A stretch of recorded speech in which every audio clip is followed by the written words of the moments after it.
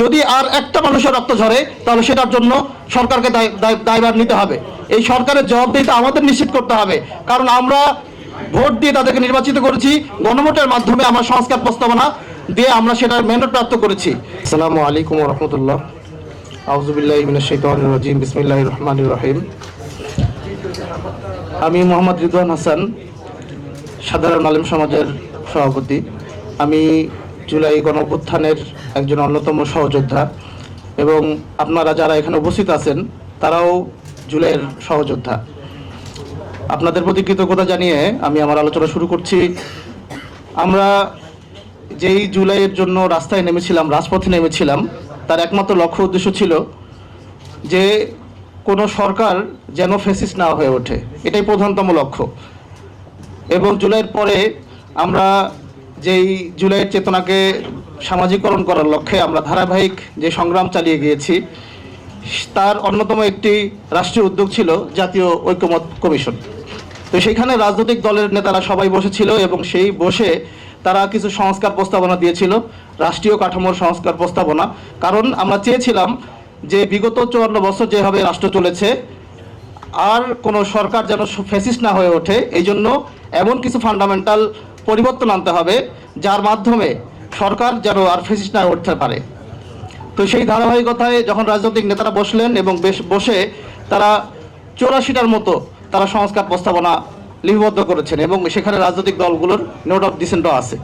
কিন্তু এখন বিএনপি নির্বাচিত সরকার, তারা সরকারে ওঠার পর তারা বলতেছেন যে জুলাই সনদ বাস্তবায়ন করবেন অক্ষরে অক্ষরে, কোনো সমস্যা নেই, আপনারা জুলাই সনদ বাস্তবায়ন করেন। কিন্তু যেই 30টা সংস্কার প্রস্তাবনা গণভোট হয়েছে, সেই গণভোট তো জনগণের মাধ্যমে প্রতিষ্ঠিত, জনগণের রায় দ্বারা প্রতিষ্ঠিত, তাহলে সেটার মধ্যে কেন টালবাহানা হবে? প্রশ্ন হলো প্রথম এইটা, সেটা নিয়ে কোনো টালবাহানা হওয়ার কোনো কারণ নেই, কোনো যৌক্তিকতা নেই। কারণ এটা জনগণ সেটা সিদ্ধান্ত দিয়েছে হার ভোটের মাধ্যমে যে আমরা এই ফান্ডামেন্টাল পরিবর্তনগুলো চাই, এই সংস্কারগুলো আমরা চাই। কিন্তু সরকার, আমরা দেখলাম যে তারা এইটা নিয়ে দীর্ঘ টালবাহানা করতেছে, সাংবিধানিক যে ধারাবাহিকতার নামে তারা এটা নিয়ে কালক্ষেপণ করতেছে। আমরা তো এই কালক্ষেপণ দেখতে চাই না। আমরা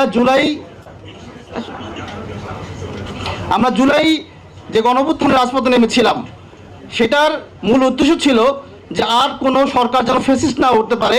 কিন্তু বর্তমান সরকার আবার ফ্যাসিস্ট হয়ে ওঠার যেই ফান্ডামেন্টাল বিষয়গুলো, সেগুলো সংবিধানে রেখেই সেই 72-এর সংবিধানকে আবার টিকিয়ে রাখতে পায়তারা করতেছে, ষড়যন্ত্র করতেছে। এই ষড়যন্ত্রের বিরুদ্ধে আমাদের নাগরিক সমাজ, আলেম সমাজ থেকে শুরু করে সবাই রাজপথে নামতে হবে। প্রয়োজনে আবার জুলাই যদি নামিয়ে আবার যদি সেই ফান্ডামেন্টাল পরিবর্তন আনার প্রয়োজন পড়ে, আমাদের সবাই একতাবদ্ধ থাকতে হবে। কোনোভাবেই এই জনগণের ম্যান্ডেট প্রাপ্ত যেসব সংস্কার, সেগুলো আর কোনোভাবে টালবাহানা করতে দেওয়া যাবে না। সাংবিধানিক ধারাবাহিকতা রক্ষার নামে এই টালবাহানা চলতে দেওয়া যাবে না। আমাদের কথা স্পষ্ট। আমরা মনে করি যে দেখতেছি ইদানিং ফেসবুক এবং রিলসের মাধ্যমে বিভিন্ন ধরনের ন্যারেটিভ নির্মাণ করা হচ্ছে। বলা হচ্ছে যে আল্লাহর আইন বাস্তবায়ন বেশি বড় নাকি জুলাই সনদ বাস্তবায়ন বেশি বড়। মানে জুলাই সনদ তো কোনো ইসলামী কোনো সংস্কার না। জুলাই সনদের বিষয় হলো যে ইনসাফ প্রতিষ্ঠার লড়াই, আমাদের ইনসাফ দরকার আছে। আমরা যদি ইনসাফকে প্রতিষ্ঠা করতে পারি তাহলে ইসলামের 80% আমরা মনে করি যে প্রতিষ্ঠিত হয়ে যাবে। এরপর যখন ইনসাফটা প্রতিষ্ঠিত হবে, তখন আমরা প্রয়োজনে আমাদের জনগণ যদি চায় তাহলে আমরা ইসলামের ধারা দিকে যাব। এটাই তো বাস্তবতা। কিন্তু কেন শুধু এই ইসলামের বিপক্ষে জুলাই সনদকে দাঁড় করিয়ে একটা ভিন্ন দিকে ঠেলে নেওয়ার পায়ে তারা চলতেছে, আমরা এটাও জানতে চাই। আমাদেরকে সবাইকে সতর্ক থাকতে হবে। কোনোভাবেই এজেন্সির ফাঁদে পা দিয়ে কোনোভাবেই জুলাই যেই গণভোট হয়েছে, সেই গণভোটের বিপক্ষে যারা ন্যারেটিভ নির্মাণ করতে যায়, তাদের বিপক্ষে আমাদের সতর্ক থাকতে হবে। কোনোভাবেই আমরা জুলাই সনদকে বাস্তবায়নের ক্ষেত্রে কোনো ধরনের টালবাহানা আমরা দেখতে চাই না। প্রয়োজনে আবার জুলাই আসবে। আবার আমরা বলতে চাই যে আমরা যে বাংলাদেশের যে পতাকা, সেই পতাকায় যেই সবুজ চিহ্ন আছে, সেই সবুজ হলো বাংলাদেশের গ্রামীণ প্রকৃতি, আর লাল যে অংশটুকু আছে সেটাকে আমরা মনে করি সেই আমাদের 71 থেকে নিয়ে এখন পর্যন্ত আমাদের ধারাবাহিক সংগ্রামের প্রতীক।